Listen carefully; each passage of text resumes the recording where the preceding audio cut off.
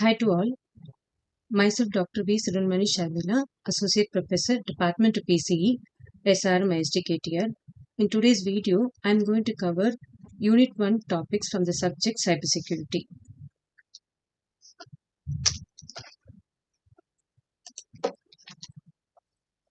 So, the Unit 1 title is Digital Security. In that, I am going to cover the 4 topics: basic elements of cybersecurity, types of cyber attacks, computer security risks, and social engineering attack types.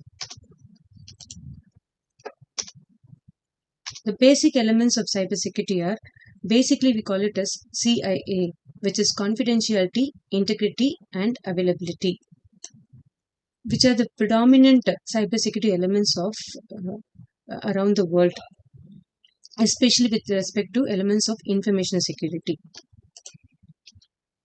Confidential refers to preventing unauthorized access. This can be emphasized or it can be implemented by using the logic, encryption, and access control. Integrity is nothing but ensuring the data is unaltered, or otherwise we call it as untampered. Suppose we are forwarding a message from one side to another side, one node to another node. If any intermediate person is trying to alter the data, it becomes tampered.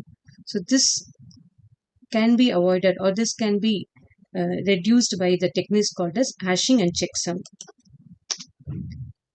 The next CIA concept is availability, which is keeping the systems and data accessible. If a server is there and we are trying to download a data from the server, the data must be available, right? From the server, which when we are trying to download, this should be possible. If that's not possible, then it becomes unavailability. The next concept is about authenticity and non-reputation.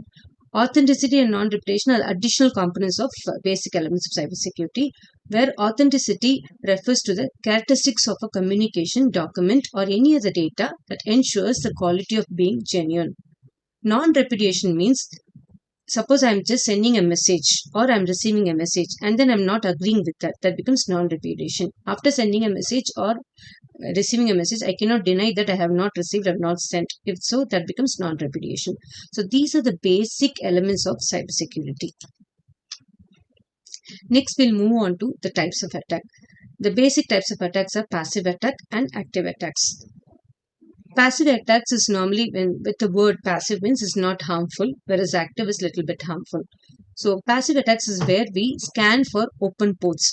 Ports are nothing but every computer will have 65535 ports available, where via that port only, if you want to communicate, for example, if you want to open a website, HTTP is a port which happens through port number 80, whereas 443 happens through HTTPS. This is how port numbers are configured. With every port only, we can perform any action on the computer. So like this, there are 65535 because it starts with the number 0. So 650 to 65535 ports are available, of which certain ports are already fixed. So 443 is HTTPS, 80 is HTTP, and FTP is 20 or 21. Then like this, it is fixed. So via that ports only, we can able to communicate with the system. So while in the first attack, in the passive attack, we are trying to scan for open ports which are available, which are vulnerable, and which is unpatched in a system, so that we can enter into the system. That's what is the first passive attack. We are just only identifying or scanning the open ports, and we are identifying the port is open to enter into the system, which is only passive. We are not going to take any data out from that. Only we are just trying to view it out. The second is footprinting. So the intruder, suppose, wants to see the open ports, and then the next the intruder tries to collect as much information about the system and to attack the system. They're not trying to go attack now, but only trying to collect the information to attack the system. So this is the prior stage for your attack. So that is called as footprinting. Whereas the next thing is a very, very important concept is called as keylogger, right? Where an intruder is trying to install a keylogger software into the system. That's all. They're not going to get any data from it. So all these passive attacks, if you could see now, is the beginning or it's the starting phase for an attack. So that is why it is called as passive. With this, we can't able to attack a system, but we can only generate an initialization phase for an attack. So that is why it is called as passive attack. And we also know that very famous tool called Wireshark is there, where we can able to see the network traffic in particular network. For example, we are connected in a Wi-Fi network or we are connected in a LAN network. What are the packets flowing in the network can be viewed using that Wireshark tool. So all these are passive attacks. The next type of attack is about active attack. Active attacks is nothing the next stage. So in a passive attack, we have collected the information. Normally, we passive attack information collection is called as reconnaissance stage, where we gather all the information for the next phase, which is your active attacks. So the active attacks, there are few types are there. The first type is masquerade. So in this attack, an intruder will pretend to be another user, right? So I am the legitimate user. Like me, another user will pretend like me and then try to gain access into the restricted area or into a system. That is called as masquerade. So pretending to be another user. The next is attack is reply. Reply is nothing but the intruder steals a packet from the network, right? First, the attacker is only accessing as another person. The next is steals of information from a network and forwards that packet to a service or any other application, so that that data can be used by someone else. That is called as reply attack. And the third is very, very important, which is we call it as denial of service or distributed denial of service attack. This is very, very famous attack because this is directly connected with the one of the CAA concept, which is availability.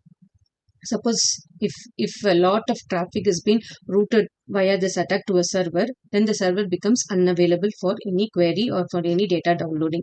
So this is very vulnerable, and this type of attack is mostly used in nowadays. The next is about the types of computer security risk. So we have seen the two types of attacks now. What is a passive attack and what is an active attack? So in passive, again, I would like to re-emphasize that we create an opportunity or initialization phase, and in active attacks, we start attacking the system, start exploring, start installing a software, start getting out the data from a system. So based on this, there are so many types of security risks are there. So what are they? The first one is malware, then hacking, farming, phishing, ransomware, adware and spyware, Trojan, virus, worms, Wi-Fi eavesdropping, scareware, distributed denial of service attacks, rootkits, juice jacking, and social engineering attacks. We will be seeing one by one in this video. First is what is a malware. Malware is a piece of malicious software which the hacker tries to, or an intruder tries to install into the system, into the computing device, so that we can able to we can be able to be monitored by the intruder. So this malware is like a formatting your hard disk, or if you want to delete any corrupting files or stealing your saved login information or gathering sensitive information, all this will be done through this malware installed software. Or it may also simply, in a very easy way, if you could say, it can simply display the unwanted advertisements on your screen. So many malware variants are stealthy. The meaning for that is we doesn't know what happens at the background. So this is also possible. So malware is a term which is used to refer to many types of malicious softwares, such as what we are going to see in the next one: virus, worms, Trojan horses, spyware, ransomware, scareware, and adware. The next is your hacking. So hacking is basically a process of invading your privacy by gathering unauthorized access. Without authorization, we are trying to go into a private area, privacy of the system. That means privacy parts of the computers where privacy information gets stored, and we are trying to go into that. That becomes hacking. So mostly intruders or hackers will be using this pathway. So hackers usually scan the machines for vulnerabilities, especially scanning the ports, open ports is there, or any unpatched Windows updates are not done. Those are the loopholes for the hackers via which they try to install a piece of software or come into our system. So after gaining the access, they may install a keylogger or a Trojan horse. Keylogger is a software there via which whatever keys we use for typing, for example, we use the keys for typing a password, those can be captured. We can use the keys for typing any document, those parts can be captured. All whatever is coming through the keyboard, right, whatever we type in via the keyboard can be captured. or a Trojan horse. Trojan horse we'll be seeing in the next slide. It's a very, very important concept via which we are trying to steal the information or spy activities onto a system. The next is farming.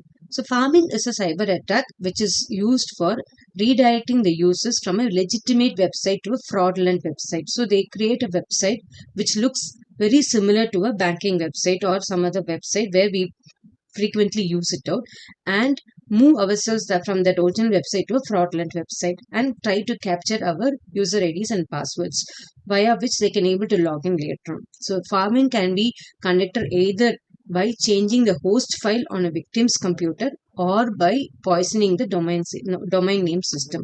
The domain name system is the provider. For example, GoDaddy and other third-party agents are there which provide the URL. That means IP. Normally a server is accessed through an IP, but remembering IP address is very difficult. To convert that IP into a URL, we need a domain name system, and various domain name system providers are there, and the very famous is your GoDaddy.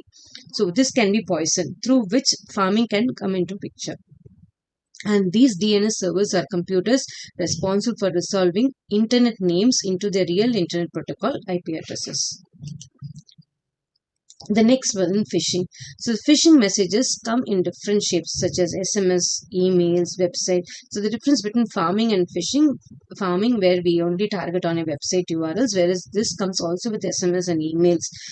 It's very, very famous phishing activities. Normally they send a link through your email or through a message, something called as free. So people are always attracted to free, right? So when we started clicking that free options, we will be ending up with the software piece of software which gets downloaded. Via that software, the intruders or hackers will be hacking the information from our system. So the phishing aims to collect user sensitive details, especially banking information, passwords and credit card details. So by just tricking us that we as something is free is given to us, that's the only trick they use, mostly predominantly used to trick is that only. That's how farming and phishing is differentiated. The next is ransomware. So ransomware is basically a very famous especially in the year of 2016 when it was this ransomware attacks was introduced. When we say ransomware, the immediate term comes to our mind is bitcoins, because ransomware is a computer malware which installs silently into our system and encrypts our system. That means after encryption, the key will be with the hacker. We can't even open our system. Nothing we can do. We can't even format. We can't even log into our system.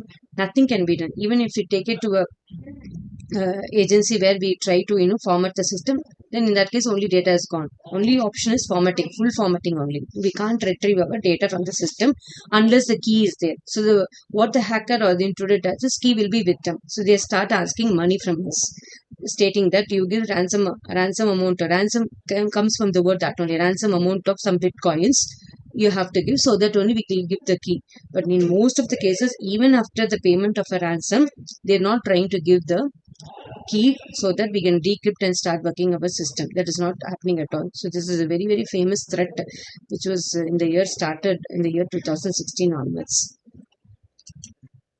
What are the ransomware types? The types are, the first is just locks the system. That's the first type. Just to threaten us that locking a system. The second is encrypting the system. The first difference between the locking and encryption is, in lock only the system gets locked. So if you want to open it out, if you go to a third party person, they will open and give you. Whereas if they start encrypting the whole system drive, then the key is required. For that, they definitely demand for a ransom to decrypt it. And the third one variety or a variant is nothing but trickware, which can be easily removed. So basically all the victims of ransomware usually pay the ransom through the Bitcoin digital currency only. And ransomware usually comes hidden in a legitimate file. So when the user installs the legitimate program, the ransomware gets installed as well without the user's knowledge. That's what is the background of a ransomware. The next is adware. So from the term we see adware. Ad represents what? Advertisements. So via advertisements, they collect information about ourselves and our system. So it usually is a free software. So people are always, something is free, they go open it out. They say that something is free. If you open this link, we will be getting this much amount of gifts. So via that, or plugins will be installed via this free software. Even our search bars, for the web browsers, for that plugins will be installed. So once that is installed, they start tracking us. So many free games, contain this utility called adware. So without, readers, or what they do is, without reading the end user license agreement, they simply click and agree, because it will be a huge document, a very big document. So they started agreeing for using the freeware, and because of that, they end up with ads popping out into the system. The next is spyware. So spyware is in the form of a keylogger. As I already told you, keylogger collects information, especially the username and passwords, what we type through our keyboard of the system, right? So it's tried to steals that one and sends it to the operator. So some spyware actually can facilitate even installing a virus into our operating system and get the information. So other forms can do this via in-house or in-home Wi-Fi connection. This is what will happen. The next is a Trojan. From the term Trojan, it's a very famous. Maybe you'd have studied in books and all, Trojan horse. That this word is taken from that only. So this type of malware can infect the computer very silently. So it usually is a part of legitimate software installation. In fact, as we go install some of the softwares, it comes along with that very silently, very stealthily. That means unknown to the user. It will work only in the background and undetectable even by the antivirus programs. Very vulnerable. So most of the popular banking threats, right, uses only Trojan. There are various versions of Trojan family like Zeus and SpyEye. So Trojans can potentially gain access into our system by even it targets not only our system inputs or your system configurations or system data. Not only that, it can able to capture the camera and the microphone. So that much vulnerable. So when we say our camera and microphone informations are captured, the access will be with the hacker. So they can able to switch on your camera, switch off your camera, and even your microphone using this Trojan software. So this is very vulnerable when compared to the other softwares. This is other computer security risk. The next is virus. Virus we all know as like your it is taken from the word our cold, right? How the cold gets spread, how it gets spread. That's what is virus and worms. Both come along together. So virus is like when we say cold is basically because of a virus which is available in our body. Similar to that, because of this virus, right, which is available into our system, a piece of dangerousness comes into the system. As like we have cold, we have some discomfort in the body, right? Similar to that. This is a very, very old traditional risk, so computer security risk factor, not very new one, because this was the first one we started. This only has got various versions, and now as ransomware or as a Trojan, all this got spread in around the world. So this virus are actually morphed through various many variations of dangerous profiles. So a virus is basically a malicious program that starts infecting. How a cold infects our body, like that it infects a target PC and try to steal the contact list and credentials and facilitating unauthorized access to our machine. The next version of your virus is a worm. So when we get the cold, what happens? It starts spreading with others when we sniff or when we cough, right? The similar way, the worms also get spreaded out, right? So worms will spread from one computer to another. Similar way, when we sneeze or something, it spreads from one person to another, no, the same way. But unlike your viruses, which aim to destroy or compromise the operating system, worm works to spread from one machine to another. That's what the main concept. Main concept here. In the previous case, only the one operating system, but here one system to another system gets spreaded. So many types of worm attacks the email clients. Especially, we all know that Microsoft is the one of the famous email client, which where we have your uh, off off off campus, off email possible, where the emails can be even downloaded in the without the internet, because it will get stored as like in a mobile it gets stored, no, like that. Even the emails can be stored in a system using the Microsoft Outlook Express. So this is one of the software which gets predominantly affected by the worms. So worms make the computers run slowly because they consume the disk space and the internet bandwidth. So worm propagations can cause tremendous loss in revenue for companies because it spreads from one computer to another. The next one is your Wi-Fi eavesdropping. The word, when we say eavesdropping, is nothing but when one person is talking with another, we try to overhear, right? That's what is eavesdropping. So no matter whether we are at home, whether we are at work, any intercept communication happens, when the communication happens between through two persons via, it can be wired network or uh, wireless network. Especially Wi-Fi, it becomes wireless. If eavesdropping is alone, it can be wired or wireless, whereas if it's Wi-Fi eavesdropping, obviously it is wireless network, right?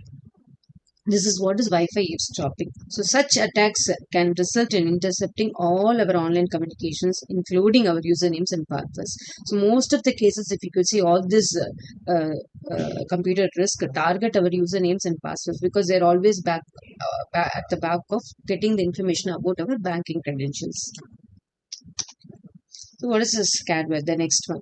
This is a form of malicious software that uses social engineering to cause shock or anxiety or scare. That's scareware represents scare, right? Just give a shock or the perception of a threat in order to manipulate users into buying unwanted software. Just scare us, you have to buy this one. Without this, if you don't buy this, you'll be ending up with problem. Like that, they start, pressurizing us through a digital way. That becomes a scareware. So for example, the scareware can report to a user that his or her machine is full of spyware, like that they scare us, right? They say give a information, or simply a small pop-out message from our McAfee saying that your McAfee is going to end, or your McAfee is no more will be identifying the viruses or worms in our system. A small piece of pop-up will scare us, no? That is what is scareware. So via which they trick us and make us to purchase some other softwares, extra software which is actually not required. The next is a distributed denial of service, which I've explained. So basically in this, all the attackers build network, right? Network of infected computers. That means they start sending the traffic from one node to another node. Here the node represents nothing but computers. So altogether, all the machines will get affected, and they unwantedly they send some messages, traffic messages to the internet user. For example, I'll give you a scenario. In the year 2016, the very famous attack was happened called Mirai attack. There in US it has happened, and because of this attack, US internet server was down, right? It was actually done by a Russian attacker or a hacker, just for very famous thing that they have they have hacked the US server. They have very proudly done this attack. What they've done is, in US or most of the foreign countries, all the household appliances are connected through sensors. For example, fridge, your um, AC, air conditioning, even the doors are connected through sensors. So all the persons can communicate to those devices through sensors. So what the hacker has done is, they have found a loophole in all these sensors, and sensors has to communicate to the user only when there's a requirement. For example, if the AC is on, right, that information has to be passed on to the user, or the door is open, right? But unnecessarily, these sensors, for every minute, for every second or few seconds, they started sending some messages, I'm on, like that, to the user. For that, what they have to use, they have to go through the internet server of the US, right? So you just imagine, in per house, for example, 5 sensor devices are there. How many houses are there? From every house, they started sending a message, right? And every second, this message is going through the internet server. Full length of traffic happens in the internet server, and the internet server of US was down for just few seconds only. But that was a major drawback for them, right? And the attacker has achieved their target. This is what happened in this Mirai attack. And all these devices which are participated in, that is called as botnets. Because botnet is nothing but this. If we teach them to send a message again and again, they are going to do that again and again. That means repeatedly they're going to do the task. That is why it is called as a botnet. They become bots now. Because of that, only the internet server was down. So huge messages have been sent. So how this hacker would have achieved this? Because every sensor device is communicable. That means it will not only sends out the data. If we send some update to it, it gets updated. Right? So that information was only used by the hacker. They start updating the sensors via a piece of information that you have to send a information every. Not only there is a danger, for example, sensor, if that level reaches, for example, AC is on for some particular amount of time, then only you should send a message to the user. Beyond that, you should not send. So they change that pattern, right? And then they made the device to send the message every second. This can be done because sensors are communicable. So like this, they have achieved this attack, very famous Mirai attack in 2016. So this comes under the distributed denial of service attacks. Because of that, what was denied is the US was server was not able to serve the users because it is full of traffic now. It is already full. When the internet service is not able to provide the service, and that is what hacker has achieved.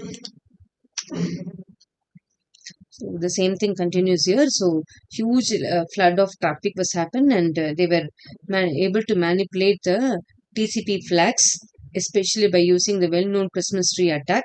And then it was basically ended as a crime wave as a service. Right? So to launch this, they used the malware kit and then started attacking the user. The next is rootkit.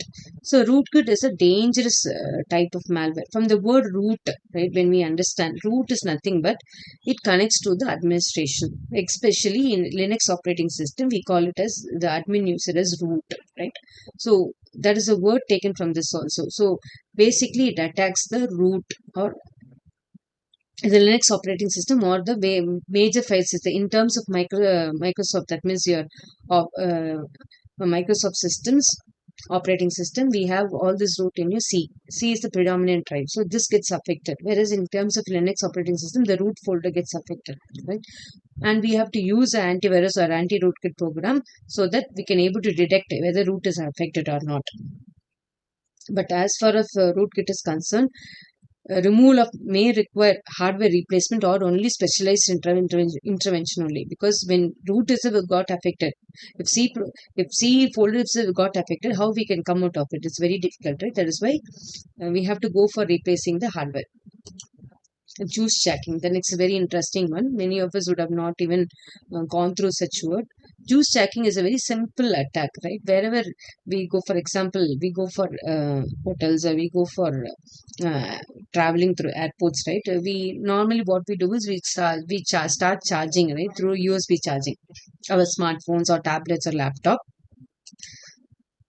So we charging by using the public power charging station available, especially via the USB, right? In airports, conference, and restaurants. So a malware will start gets installed into a system or our smartphone. So to counter this such risks only, do not charge using your public power charging station for your computing devices. Don't do that, because if you do that, such via USB, a small piece of malware gets installed into a system or a smartphone. So it's better to always use a personal power bank. And the last one is the social engineering attack types. So all whatever we covered right in the previous cases, from that we can pick some of the points here. For example, phishing, Trojan horses or keyloggers are also part of the social engineering attacks. When I say social engineering is nothing but very easily, as like a friend, we talk to a friend, we get some information, and then we get to know their names, father name, mother name, so that their siblings name, and then start guessing the passwords, right? That's what is basically social engineering attack. Phishing especially comes up here, right? Because via phishing only we get emails and messages. If we click that one, known persons only, mostly it will be targeted, right?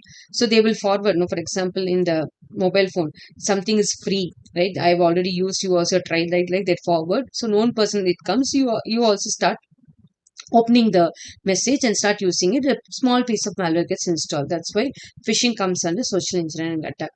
The next is shoulder surfing. Well, while performing a regular task, as I told you, while talking with your friend, you just can get some information about their family so that you can start guessing the password. That's called shoulder surfing.